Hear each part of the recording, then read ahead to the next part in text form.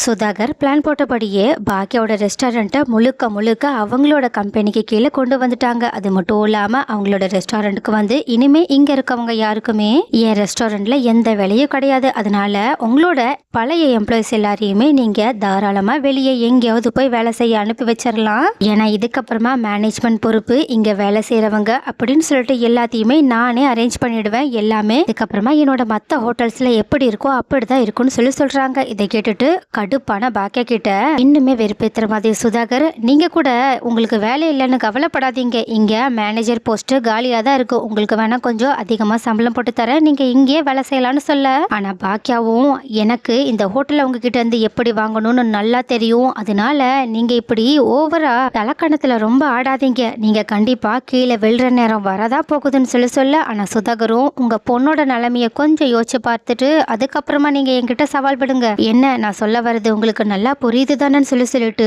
ஒருவேளை பாக்கியா மட்டும் இந்த ரெஸ்டாரண்ட்டை தங்கிட்ட இருந்து வாங்கணும்னு சொல்லிட்டு நினைச்சு ஏதாவது பண்ணாங்கன்னா கண்டிப்பா இனியோட வாழ்க்கைக்கு தான் மூலியமா பிரச்சனை வரும்னு சொல்லிட்டு சொல்லாம சுதாகர் சொல்ல. இதை கேட்டுட்டு பாக்கியா ரொம்பவே கஷ்டத்தோடையும் அதை விட அதிகமான கோவத்தோடையும் ஆசையா உருவாக்கின ரெஸ்டாரண்ட்ல இருந்து பிரியா விடை கொடுத்து அங்கிருந்து கிளம்பி போறாங்க. அதே மாதிரி அவங்க பின்னாடியே அவங்களோட எம்ப்ளாயிஸுமே போக இதை பார்த்துட்டு சுதாகரும் தான் எதையோ சாதிச்ச மாதிரி வில்லத்தனத்தோட சிரிச்சுக்கிட்டு இருக்காங்க. ஆனா வெளியே போன பாக்கிய கிட்ட அங்க வேலை செய்யற அந்த லேடிஸ் எல்லாருமே பாக்கியாவை கொஞ்சம் கூட புரிஞ்சுக்காம, என்னக்கா நீ போய் இப்படி பண்ணிட்டியே, உன்னை நம்பிதானக்கா நாங்களும் என் குடும்பமும் இருந்தோம், ஆனா இப்போ நாங்க நடு தெருவுல வந்து நின்றுட்டு இருக்கோமே, இதுக்கப்புறமா நாங்க என்ன பண்ண போறோம்னு எங்களுக்கு சுத்தமா தெரியவே இல்லையேக்கான்னு சொல்ல. உடனே இதை பார்த்துட்டு இருந்த செல்வியும், என்ன அக்கா ஏற்கனவே அவங்களோட ஹோட்டலே போயிடுச்சுன்னு சொல்லிட்டு சோகத்தோட இருக்காங்க, ஆனா நீங்க அவங்கள பத்தி கவலைப்படாம உங்களை பத்தி மட்டுமே கவலைப்பட்டு இருக்கீங்க, உங்களுக்கு அக்கா என்னெல்லாம் பண்ணிருப்பாங்க அது எல்லாத்தையுமே நீங்க மறந்துட்டீங்களா என்ன, இப்ப கஷ்ட காலத்துல நீங்க அவங்களுக்கு துணையா இல்லாம அவங்களையே திட்டிட்டு இருக்கீங்கன்னு சொல்லிட்டு அவங்களை திட்ட ஆரம்பிக்க. ஆனா பாக்கியாவும், செல்வி நீ கொஞ்சம் அமைதியா இரு, அவங்க கேட்கறதுல ஒன்றும் தப்பா எனக்கு தெரியலன்னு சொல்லிட்டு அவங்க கிட்ட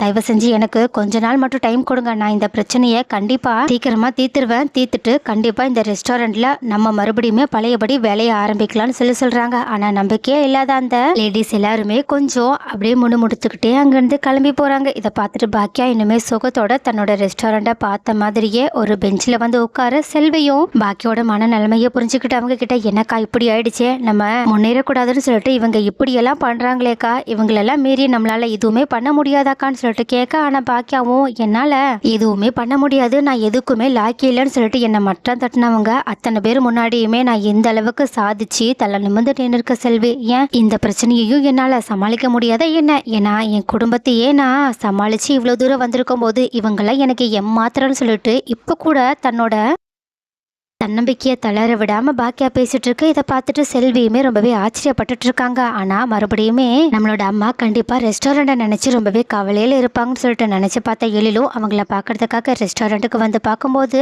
பாக்கியா செல்வி கிட்ட பேசிட்டு இருக்கிறது எல்லாத்தையுமே எழில் கேட்டுட்டு ரொம்பவே ஷாக் ஆனது மட்டும் இல்லாம உடனடியா, அம்மா இங்க என்ன நடக்குது, நீ பேசிட்டு இருந்தது எல்லாமே உண்மையாவே அவங்க உன்னை ஹோட்டலை விட்டு வெளியே அனுப்பிட்டாங்களாமான்னு கேட்க. உடனே பாக்கியாவோ, நான் தான் சொன்னல இந்த ஹோட்டல் இதுக்கப்புறமா எனக்கு சொந்தம் இல்லாத மாதிரி ஆக போது, அதை நான் ஏத்துக்க ஆரம்பிச்சிருன்னு, சோ இதுல நீ ஆச்சரியப்பட ஒண்ணுமே கிடையாது, நான் நினைச்சதுதான் நடந்திருக்கு, இதுக்கப்புறமா இதை பத்தி கவலைப்படாம அடுத்து என்ன பண்றதுன்னு பார்க்கலாம்னு சொல்லிட்டு அப்ப கூட நான் மனசுல இருக்க கஷ்டத்தை கொஞ்சம் கூட வெளிப்படுத்திக்காம அவங்க அங்கிருந்து கிளம்பி போறாங்க. இதை பார்த்துட்டு ரொம்பவே கோபப்பட்ட எழிலும் உடனடியா செம்ம கடுப்போட வீட்டுக்கு கிளம்பி போறாங்க. ஆனா அதுக்கு முன்னாடியே பாக்கியா சோகத்தோட வீட்டுக்கு போயிட்டு தன்னோட ரூமுக்கு எந்த வேலையுமே செய்யாம போய் படுத்து நடந்ததை நினைச்சு ஃபீல் பண்ணிக்கிட்டு இருக்கு. ஆனா ஈஸ்வரியோ இந்த விஷயம் புரியாம பாக்கியா தனக்கு ஒரு காஃபி கூட போட்டு தரல காலையில, இப்ப கூட எனக்காக லஞ்ச் ரெடி பண்றதுக்கு எந்த ஏற்பாடுமே பண்ணல, டின்னருக்கு கூட எனக்கு பிடிச்சது எதுவுமே சமைச்சு வைக்கலன்னு சொல்லிட்டு முழுக்க செம்ம சுயநலவாதத்தனமா அவங்கள பத்தி மட்டுமே யோசிச்சு பாக்கியாவை திட்டிக்கிட்டு இருக்காங்க. ஆனா கோபியோ, விடுங்கம்மா, பாக்கியா ஏதோ அவளோட ரெஸ்டாரண்ட் என்னமோ அவளோட கையை விட்டு போயிடுன்னு சொல்லிட்டு கற்பனையில அவளோட வேலைகள் எல்லாத்தையுமே சரியா பண்ணாம இருக்கா, ஒரு 2 நாள்ல எல்லாமே சரியாயிடுமா, உங்களுக்கு என்ன வேணும்னு சொல்லுங்க, நாளைக்கு லஞ்சுக்கு நான் வேணா என்னோட கிளவுட் கிச்சன்ல இருந்து உங்களுக்காக வீட்டு சாப்பாடு மாதிரி சமைச்ச சாப்பாடை ரெடி பண்ணி அனுப்பி வைக்கிறமான்னு சொல்றாங்க. ஆனா ஈஸ்வரியும் எனக்கு ஹோட்டல் சாப்பாடுலாம் ஒத்துக்காது, நான் அந்த பாக்கியாவையே எழுப்பி லஞ்சுக்கான ஏற்பாடை செய்ய வைக்கிறேன் அப்படின்னு சொல்லிட்டு பாக்கியாவை எழுப்புறதுக்காக அவங்களோட ரூமுக்கு போறாங்க. ஆனா அங்க கரெக்டா வந்த எழிலும் கோபத்தோட ஈஸ்வரிய தடுத்து நிறுத்தி, போது நிறுத்துங்க, இதுக்கப்புறமா அம்மா கிட்ட பேச கூட நீங்க முயற்சி பண்ணாதீங்க. ஏன்னா அம்மா அத்தனை தடவை சொல்லியும் நீங்க அவங்களோட பேச்ச கொஞ்சம் கூட கேட்காததுனாலதான் அவங்க இவ்வளவு பெரிய கஷ்டத்துக்கு இப்போ ஆளாகியிருக்காங்க. அது மட்டும் இல்லாம என் அம்மா இப்ப படுற கஷ்டம் அத்தனைக்குமே நீங்க 2 பேரும் தான் காரணம்னு சொல்லிட்டு கோபத்தோட கோபியையுமே முறைச்சு பார்க்க, ஆனா இவ்வளோ நாள் தன்னை மன்னிச்சு ஏத்துக்கிட்ட தன்னோட பையனே இப்படி மறுபடியுமே தான் மேல கோபப்படுறதுக்கு காரணமே பாக்கியாதான் சொல்லிட்டு மறுபடியுமே கோபி பாக்கியா மேல கொஞ்சம் கோபப்பட ஆரம்பிக்கிறது மட்டும் இல்லாம எழில்கிட்ட அவதான் முட்டாள்தனமா ஏதோ தேவையில்லாத விஷயத்துக்காக கவலைப்பட்டுட்டு இருக்கான, நீயும் அவளுக்கு சப்போர்ட் பண்ணிட்டு இருக்க, நீ அவளுக்கு புரிய வைக்க வேண்டாமா, நாங்க சொல்றத கொஞ்சமாவது நம்பலனாலும் அட்லீஸ்ட் இனியாவோட சம்மந்திய பத்தி மட்டுமாவது அவங்க கவலைப்படலாம்ல. ஏன்னா இந்த விஷயத்துல இவ இப்படி இருக்கனால நம்மளோட பொண்ணோட வாழ்க்கை தானே பாதிக்கப்படணும் ஒரு கவலையாவது அவகிட்ட இருக்கான்னு பாக்கியோட நிலைமை புரியாம அவங்க கிட்ட சத்தம் போட்டுக்கிட்டு இருக்கா. ஆனா இதனால இன்னுமே பர்ஸ்ட் ஆகி போன எழிலும் கோவத்துல நடந்த விஷயம் அத்தனையுமே எடுத்து சொல்லி இப்ப அம்மாவையே அந்த ரெஸ்டாரண்ட்ல இருந்து உங்க சம்மந்தி துரத்தி விட்டுட்டாங்கன்ற விஷயத்த சொல்றாங்க. இதை கேட்டுட்டு ஈஸ்வரி கோபி செலியன்னு சொல்லிட்டு எல்லாருமே அதிர்ச்சியில உறைஞ்சு போய் நிக்கிறது மட்டும் இல்லாம கோபி நீ சொல்றது எதையுமே என்னால நம்ப முடியலன்னு சொல்லிட்டு எழிலையுமே நம்பாம பேசிட்டு இருக்காங்க. ஆனா எழில் இதுக்கு மேலேயும் நீங்க என்னையும் அம்மாவையும் நம்பலனா சந்தோஷம், ரொம்ப சந்தோஷம், நாளைக்கு ஹோட்டலுக்கு போயிட்டு நீங்களே நேரடியா போய் பார்த்து விசிட் பண்ணிட்டு அதுக்கப்புறமா யாரு சொல்றது உண்மைன்றத தெரிஞ்சுக்கோங்க. உங்களோட மிஸ்டேக்கே இதுதான், நீங்க யாரை நம்பணுமோ எப்ப நம்பணுமோ அவங்கள நம்பாம அவங்கள அப்படியே ஒரேடியா கை கழுவி விட்டதுதான் நீங்க இந்த மாதிரி தனிமையில வர்றதுக்கான காரணமுமே. அது மட்டும் இல்லாம உங்களை மாதிரி ஒரு ஆளை எங்க அம்மா மறுபடியுமே கல்யாணம் பண்ணிக்க மாட்டேன்னு சொல்லிட்டு சொன்னாங்களே, அதுக்காக நான் இப்ப பெருமைப்படுறேன்னு சொல்லிட்டு ஈஸ்வரி கிட்ட உங்களை எங்க அம்மா அவங்களோட அம்மா மாதிரி நினைச்சாங்க, ஒரு அம்மா மாதிரி உங்களுக்கு என்னெல்லாம் சேவை பண்ணணுமோ அது எல்லாத்தையுமே பண்ணாங்க. நீங்க சோகத்துல இருக்கும் போதும் கஷ்டத்துல இருக்கும்போது உங்களுக்கு துணையா கை கோர்த்து நின்னாங்க. ஆனா நீங்க இப்போ அவங்கள பத்தி கொஞ்சம் கூட ஒரு துளி கூட கவலைப்படாம எவ்வளவு சுயநலவாதியா நடந்துட்டு இருக்கீங்க. சி, உங்களை பார்க்கவே எனக்கு அருவெறுப்பா இருக்குன்னு சொல்லிட்டு அப்படியே ஈஸ்வரியையுமே சேர்த்து அவமானப்படுத்திட்டு செலியன் கிட்ட நீலா என் அம்மாவோட பையன்னு வெளியில சொல்லிடாத, ஏன்னா உனக்கு அப்படி இருக்க தகுதியே கிடையாதுன்னு சொல்லிட்டு அவங்களையுமே கோபத்துல திட்டிட்டு அங்கிருந்து கிளம்பி போறாங்க. இப்போ இப்படி எழில் பேசிட்டு போனதுனால கோபிக்கோ இதை நம்பறதா நம்பாம இருக்கிறதான்றதே தெரியல. அதனால அவங்க அடுத்த நாள் எழில் சொன்ன மாதிரியே தன்னோட ரெஸ்டாரண்ட் இல்ல பாக்கியாவோட ரெஸ்டாரண்ட்டுக்கு போயிட்டு இருக்கிற நிலைமையை விசிட் பண்ணி பாக்குறதுக்காக காலையிலேயே கிளம்பி போக, அப்ப எழில் சொன்ன மாதிரியே சுதாகரோட ஆட்கள் எல்லாருமே பாக்கியோட ரெஸ்டாரண்ட்டை தலைகீழ மாத்தி வச்சிருக்காங்க. இதை பார்த்துட்டு ரொம்பவே ஷாக்கான கோபியும் இதை பத்தி பேசுறதுக்காக சுதாகரை மீட் பண்றதுக்காக ட்ரை பண்ணிட்டு இருக்காங்க. ஆனா பிஏ மூலயமா சுதாகர் இந்த விஷயத்த தெரிஞ்சுக்கிட்டு கோபியை இப்போதைக்கு நம்ம மீட் பண்ணாம இருக்கதான் நல்லது. ஏன்னா முதல்ல நம்ம நினைச்ச மாதிரி இந்த ரெஸ்டாரண்ட் வேலையெல்லாம் முடியட்டும், அதுக்கப்புறம் நம்ம இந்த சம்மந்தி கிட்ட இல்ல இந்த ஆளுகிட்ட என்ன பேசணுமோ பேசிக்கலாம்னு சொல்லிட்டு கொஞ்சம் கோபியை அவாய்ட் பண்றது மட்டும் இல்லாம இப்போதைக்கு எந்த பிரச்சனையும் யாருக்கிட்டையும் குறிப்பா கோபிக்கிட்டையும் ஈஸ்வரி கிட்டையும் தன்னோட சுயரூபத்தை காட்டாம இருக்கணும்னு சொல்லிட்டு அவங்க நினைச்சுக்கிட்டு இருக்காங்க.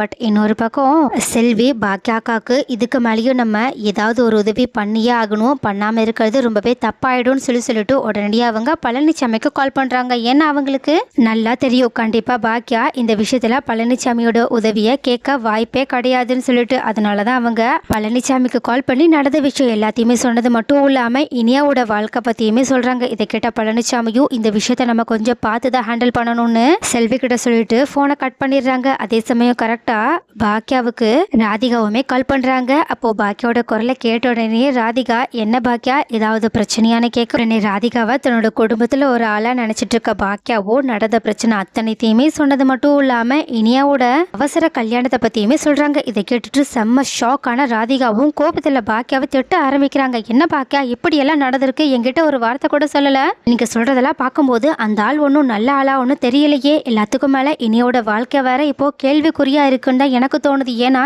ஒரு ரெஸ்டாரண்ட்டுக்காக தன்னோட பையனுக்கே கல்யாணத்தை பண்ணி வைக்கணும்ன்ற அளவுக்கு யோசிக்கிற ஒரு ஆளு எந்த அளவுக்கு மோசமானவனா இருப்பா, நீங்க போய் அந்த குடும்பத்துல இனியாவ கல்யாணம் பண்ணி கொடுத்துருக்கீங்களேன்னு சொல்லிட்டு திட்ட ஆரம்பிக்கிறாங்க. ஆனா பாக்கியாவோ ஏதோ சுதாகர் தான் கெட்டவங்கன்னு நினைக்கிறேன், ஏன்னா அந்த பையன் நிதிஷ் கூட நான் பேசும்போது ரொம்பவே நல்லவங்களா தான் எனக்கு தோணுதுன்னு சொல்ல. ஆனா ராதிகா என்ன பாக்கியா சுதாகரையும் உங்க வீட்டுல இருக்கவங்க எல்லாரும் நல்லவங்க தானே நினைச்சிட்டு இருக்காங்க, ஏன்னா அவங்க அந்த அளவுக்கு உங்க வீட்டுல இருக்கவங்க கிட்ட பேசியிருக்காங்க, ஏன் அந்த பையனும் அவங்க அப்பா மாதிரி இருக்க வாய்ப்பு இருக்குல்ல, நீங்க ஏன் அதை பத்தி கொஞ்சம் கூட யோசிக்கவே இல்லைன்னு சொல்ல. இதை கேட்டதுக்கு அப்புறமா தான் பாக்கியா அந்த கோணத்துல நிதிஷை பத்தி யோசிக்க ஆரம்பிச்சுட்டு கொஞ்சம் பயப்பட ஆரம்பிக்க. ஆனா ராதிகாவும் ராதிகாவும் பாக்கியாவோட பயத்தை புரிஞ்சுக்கிட்டு சரி சரி நீங்க எதுக்கும் டென்ஷன் ஆகாம இருங்க, நான் இப்பவே உடனடியாக கிளம்பி அங்க வரேன், நாங்க வந்ததுக்கு அப்புறமா அடுத்து என்ன பண்ணலான்றத பாத்துக்கலாம்னு சொல்லிட்டு உடனடியே கிளம்பி பாக்கியாவுக்கு சப்போர்ட் பண்றதுக்காக கிளம்பி வர ஆரம்பிச்சிடுறாங்க. அதே சமயம் இங்க பாக்கியாவும் இனியோட வாழ்க்கையை நினைச்சு பார்த்துட்டு ரொம்பவே டென்ஷனோட இருக்காங்க. ஸோ கைஸ், இதுக்கப்புறமா பாக்கியா தன்னோட ரெஸ்டாரண்ட்டை மீட்கிறதுக்காக ராதிகா கூட சேர்ந்தும் பழனிசாமி கூட சேர்ந்தும் எப்படிதான் சுதாகரை எதிர்த்து தன்னோட பொண்ணோட வாழ்க்கையும் காப்பாத்தி தன்னோட ரெஸ்டாரண்ட்டையுமே மீட்க போறாங்க. அடுத்து பாக்கியா என்ன பண்ணி இந்த பிரச்சனையை சமாளிச்சா சரியா இருக்கும்னு உங்களோட கருத்துக்கள் என்னன்ற விஷயத்த கமெண்ட்ல சொல்லுங்க.